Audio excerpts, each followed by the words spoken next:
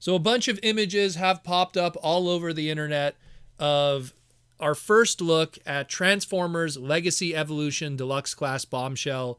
We finally get to see the last member of the original 1985 basic Insecticons. And there's a lot to break down here, a lot of interesting stuff. And it seems that as time progresses, all of these Transformers through the Space Bridge items that we were teased by BMAC in May of 2023 on the Hasbro Pulse live stream, they're all starting to surface before we actually get the official announcement of them. We're going to get into that later on in this segment here today. But let's jump into this. We're going to talk about this Legacy Evolution Deluxe Class Bombshell, what's going on here, the tooling, the design. Well, we're going to try to make sense of things and potentially in the future what could be used with this mold. So first up, we got to address the elephant in the room. This is not a 100% brand new tooling. Kickback was a brand new tooling. Shrapnel was a brand new tooling. But this guy over here, this guy is actually a partial and retool of the Transformers Legacy Evolution Deluxe Class Insecticon Shrapnel. If you look at it carefully, the lower torso, specifically that of anything below the hips, be it his legs, his quads, his feet, that is all 100% that from the Shrapnel tooling. When you look at the upper part of his body, his biceps, his forearms, his hands, all of that also from Shrapnel too. What is brand new tooling is his shoulders, his torso, and his head. That's all the new stuff, and that's what really gets the job done to make this look like the original character. Now the question is, does this affect things in any other way? Well, the alt mode seems to look fine. The alt mode doesn't seem to be too affected by still keeping the tooling from that of the original character. Again, the Insecticons always had kind of a very similar tooling all the way back in 1985 and even in its Diaclone days. So it kind of works out when it's all said and done. They no doubt did this for engineering costs, tooling measures. I'm pretty sure there's something there where they were able to put out this character, but within those limitations. I think that the only flaw that we could really take away from this by sharing it with the original Shrapnel mold is the gang molding that seems to be coming up, and those are the hang-ups that we're going to talk about here. It's there's a lot of stuff going on here with that. So number one, when you look at how everything is laid out, specifically you look at the shrapnel and the black plastic that's used for the bicep, for the fist, and for his inner leg panel for the transformation near his foot, that was all molded in black plastic.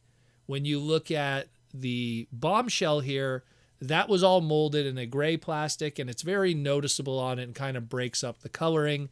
The logic that I think they have when it comes to that is, I think that they needed to have some kind of gray plastic for the tooling for the head and for the horn of the alt mode. And I think they couldn't find a spot on the mold sprue, so they fitted on the same part of the mold sprue where, again, the bicep, the lower leg, and the panels are. And yeah, they could have done it all in black and then painted the horn to make it silver or gray. I mean, that's what I would have done to make more of a uniform matching to that of the Fleero Deary animation model, where all of that stuff is kind of like that. But at the same time, you want to have the gray legs, but then there's a lot of conflicting stuff here because some of those areas probably also are unpaintable POM plastic and nylon plastic. So I'm pretty sure they tried to find a balance and a compromise while staying within a budget. And unfortunately, this is what we end up with in the end. It is what it is, unfortunately. Me personally, I do think it kind of sticks out a little bit. It looks kind of bizarre, especially when you compare it to how this is an attempt to make it look like the show model, and the coloring is just not there. Another thing that seems to be throwing off a lot of fans is how the transformation of the head is for the robot mode. People are looking at it and wondering, is it half transformed? Is the person who took the photos didn't do a good job?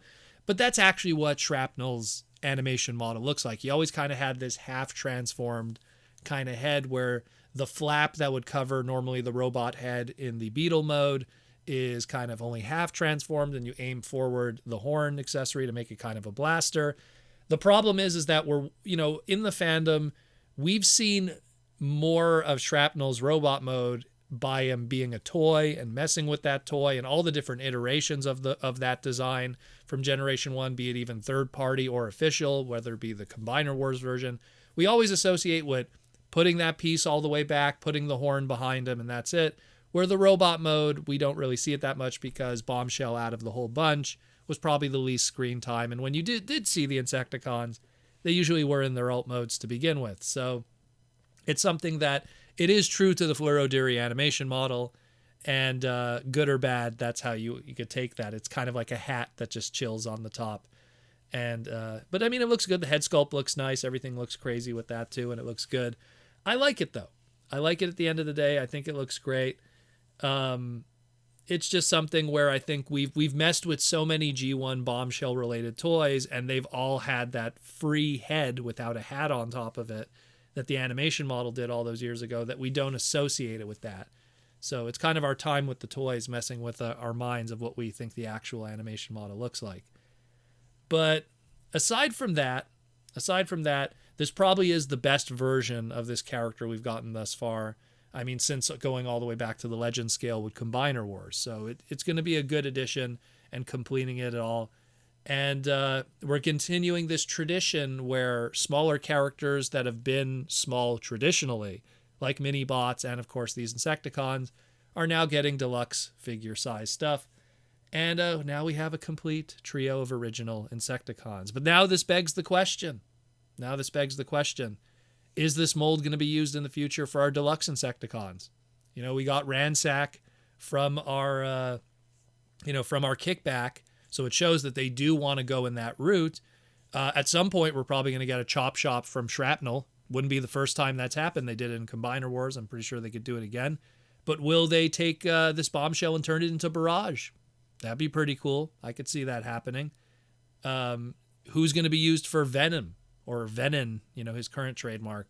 Will they take one of our three here, maybe even Bombshell, and just do an extensive retool and a partial again to make Venom, and then we'll have our original 4 deluxe Insecticons finally all together. I mean, it's pretty crazy when you think about it. But I mean, this is really cool. I just, when I look at this item, I think that this is going to be one of those cases, and I hate to say it, but I kind of look at it like I look at the Beast Wars Again stuff with what they did with Black Arachnia, where I feel that we might get a future release of this character, of this mold, and it'll be done justice with the proper colors, and you'll end up buying it a second time, like we're seeing with a lot of these Beast Wars Again molds with the Kingdom stuff. That's just my take. I hope I'm wrong, but I also hope I'm right, because then it'll give people an opportunity to get a better version, but they might end up making 2 purchases. The last thing I want to cover is just now, we're at this point now where everything that we talked about in May of last month about the Transformers Legacy Evolution line and what was going to be going through the Space Bridge, as BMAC called it, for the next live stream, all of it is slowly starting to trickle out. We talked about already the Trashmaster and the Bludgeon, that we saw those leaked protos and those test shots that were showing up online. We just recently saw, and we talked about on the podcast, the Shadow Striker with that sideburn looking mold and how she was supposed to be also another one. And now we're talking about Bombshell here. So what does that leave us? What's going to be the big surprise? Well, we didn't see the core class Snarl yet. I'm pretty sure it'll pop up at some point. Our deluxe class Detritus, aka Junkion Hound, we haven't seen that yet. You could probably imagine how that'll look, but we haven't seen that one yet. The Strong Arm we know nothing of, which I'm really excited about that one. What scale? Deluxe, Voyager, we will see, probably a deluxe.